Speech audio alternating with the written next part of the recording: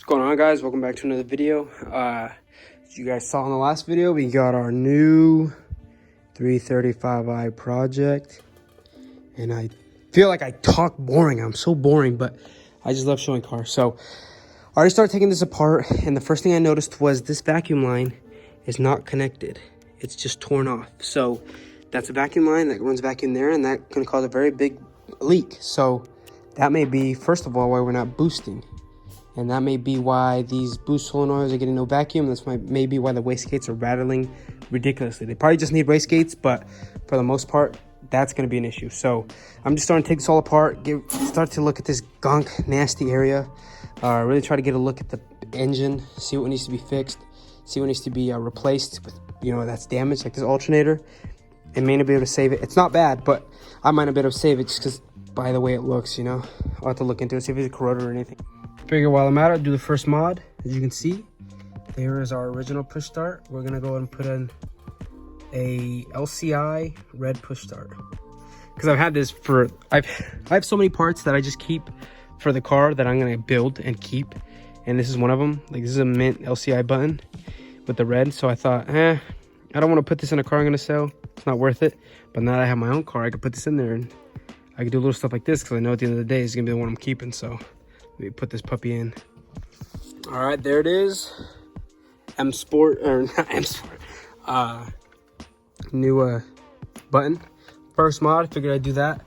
Car doesn't even run yet, but hey, I'm excited. All right, next thing I'm gonna do, because I'm pretty stoked about this car, is I'll go ahead and upgrade this to the LCI and slap it on the interior, just so we have a little LCI touch. There's that silver trim, which I think looks good. And then we'll replace this dull black one. And then we'll have an LCI light switch. Just like that, LCI, ready to go back in. And I know I'm jumping the gun, because this is a lot more important, but I can't do much about this today besides get some parts tomorrow. So, like I said, I'm still taking this apart, but I thought I'd do this real quick just to start to put things in this car that I know I did and I customized.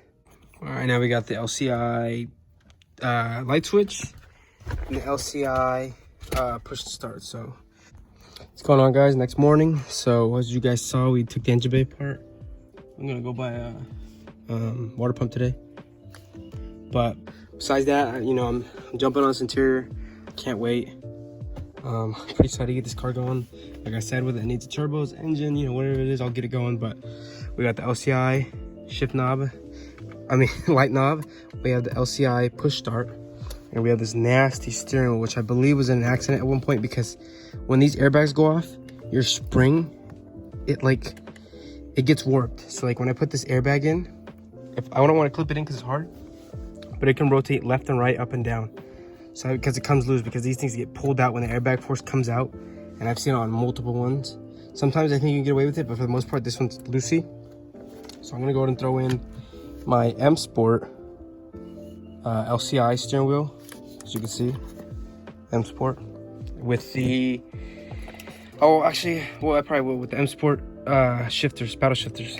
So they won't work without the clock spring, or I think some weird wiring thing, but for the most part I don't really care, because like I said, this car isn't running yet. I just want to put this in so it looks good and I can start getting more motivated about getting this car on the road.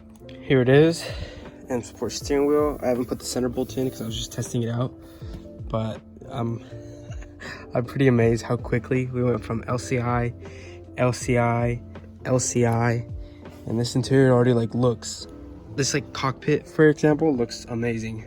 Next thing I'm gonna do is get the steering wheel wrapped in the 135, and then keep going from there. Headliner, interior wise, I plan it to be black. I have the black OEM visors, the black OEM centerpiece, and just the rest of it I'll do myself. I'll get suede or Alcantara, wrap this all black, and then probably would do the LCI tray, center tray, and that's it really for the interior. Maybe a new center console, this one, unless it cleans up good, and the M Sport e-brake. So besides that, that's all I'm gonna do for the interior. But I think regardless, I think it's already looking sick, and I think it's gonna look sick when we're done, because I can't believe we got this combo with the black, heated, and Logic 7. Check it out, LCI paddle shifter M Sport steering wheel, excuse me. installed. I think this thing looks mean. I'm not gonna lie, like this thing is freaking sick with the push start trim. It already looks like, I love the LCR look because it looks kind of more modern, right? High tech, because you got the light switch, you got the trim up here, you got the trim on the button, but that's pretty good looking. Brand new airbag, already did the recall. Cleaned that up real quick too, so it looks brand spanking new. And coming out good, boys. Coming out good. All right, so after I did that, guys, what I did was pressure wash the engine bay. Cleaned it up as much as I could to try to get rid of some of the oil. Not trying to hide anything. I need to see what's bad, what's leaking, what's corroded, what's, you know, it was all covered in white, so I wasn't able to tell. Also the turbos, clean this area up a little bit, and the coolant hose area. So here's one coolant hose. I got that today. Got that, so we can replace that. I got the water pump, and I need to get this hose. I'm going to Arlington right now to get this hose because not only is it soft as can be, but they did some ghetto fix, and I do not trust that. So got the new hose. Here's the old hose. As you can see, they did some janky, disgusting thing. No idea what's going on. Here's our new Rain OEM hose. Ready to go back in there. We're gonna do this hose down here, which he cut off that quick release clip, and then new water pump. Get some fluid in this, see if it'll idle, see if the pump kicks in and idle's fine. Or idle's fine. We know it idles, but it doesn't warm up. We gotta make sure it doesn't warm up because we can't have this thing overheating. So hopefully that works, and then we'll be good to go. All right, so we got the water pump in, got all the hoses in. It now starts, runs fine. It doesn't immediately overheat. Temp is going a little bit high on the oil, but I think that's just because it needs the oil change, and we have no fan. The fan is not kicking on yet, so I tested the fan in my brother's car. The fan works, so I just need to figure out if there's a fuse relay or a temp sensor that isn't letting the fan kick on.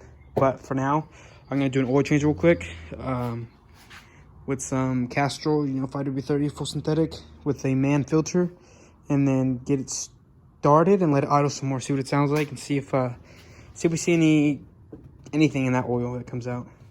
All right, here it is idling. As you can hear, idling pretty good. I think one of the pulleys is going out. You can kind of hear it, but I mean, it's idling good. The wastegate rattles just when it's cold.